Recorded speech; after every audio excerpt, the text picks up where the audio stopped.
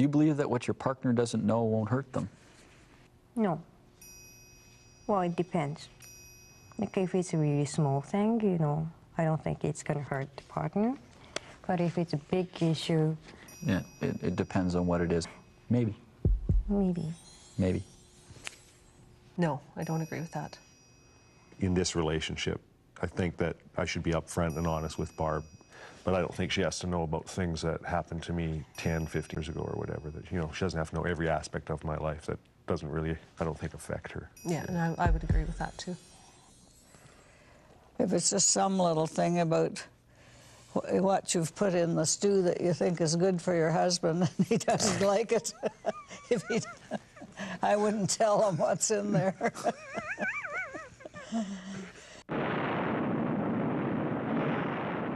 Love is a battlefield, and for many, the struggle to stay in love is just one campaign after another.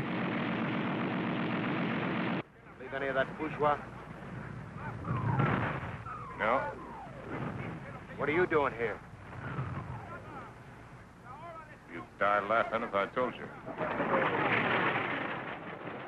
And even though a couple's failure to communicate is a deciding factor in the fight against breakup, the single biggest reason that relationships tank is infidelity.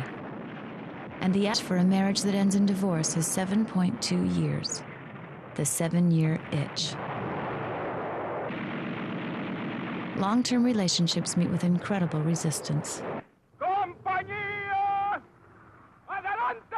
Staying in love more than 7 years is not a war many couples have the stamina to win. According to Professor Bob Levinson's research, 2 types of couples don't survive. It has to do with their temperature. Couples who are very volatile, who have a lot of emotion, a lot of negative emotion, don't seem to be able to get it under control. They're at maximal risk for divorce in the first 5 years of marriage. That's the hot couple group. Now the cool couples are just the opposite, distant and controlling. They were kind of a puzzle for us because they didn't look like they were having good marriages, but when we looked at them 5, 6, 7 years into their marriages, they were still together. Cool couples still freeze each other out. It just takes longer, about 12 to 14 years. So the really hot couples burn out early, the really cold couples burn out later.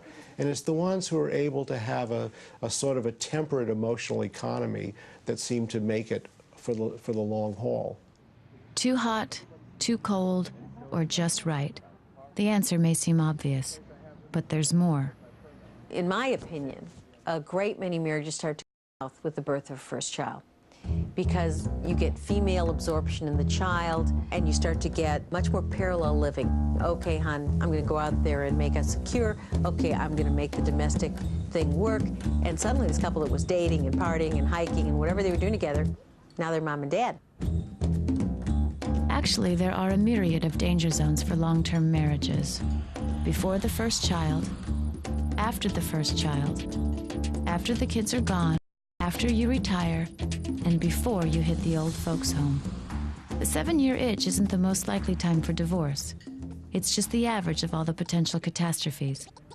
And if that's not enough, there's something called the female 4-year itch. Helen Fisher looked at 97 societies around the world. And what I found is that people tend to divorce during and around the 4th year of marriage. And I think that is a throwback from the past. I think that that is an example of a primitive, ancient breeding season. And millions of years ago, men and women formed a pair bond that lasted at least long enough to rear a single child through infancy, about 4 years. But when the child gets old enough to hang out with the other kids, the female is free to mate again. Her dance card is open. And it's to her biological advantage to seek another gene pool, another male, for her next offspring.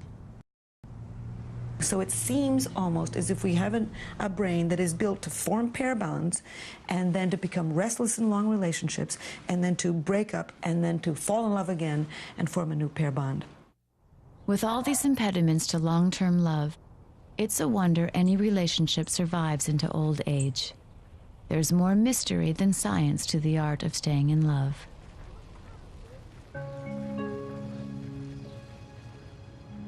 The Vanders have spent the night in Seattle, and now they're returning to the Diagnostic Counseling Center, hoping to regain their lost love. Katie, do you have Charles up or do you have Janice up? So far, the Love Lab has only scratched the surface of their relationship. But today, Charles and Janice are going to get the works. They'll undergo a second love test. This time, Dr. Carrere's team will monitor a full range of their physiological and psychological responses. An ECG will monitor heart rates, while a skin conductance probe will measure how much they perspire. They are both fitted with a respiration bellows to monitor the depth of their breathing. Receivers on the fingers and ears compare blood velocity and pulse. Lips are Ryan tied it. Are we going to be able to pull it out of there? Well, All of these patterns and rhythms are recorded and analyzed by computer. By comparing these stressor indicators with facial expressions in the content of their conversation, the team hopes to identify problematic areas of the relationship. Using remote video cameras, Angela Mittman brings the couple closer together than they have been in over 4 years. But can the illusion be made real?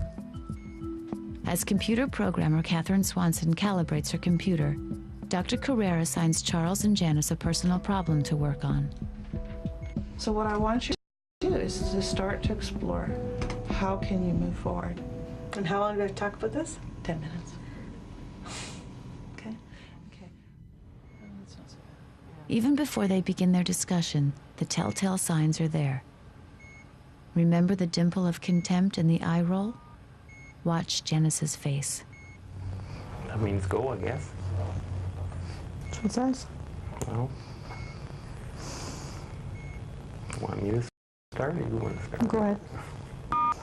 We're trying to like to work on this somehow, some other way, if we can.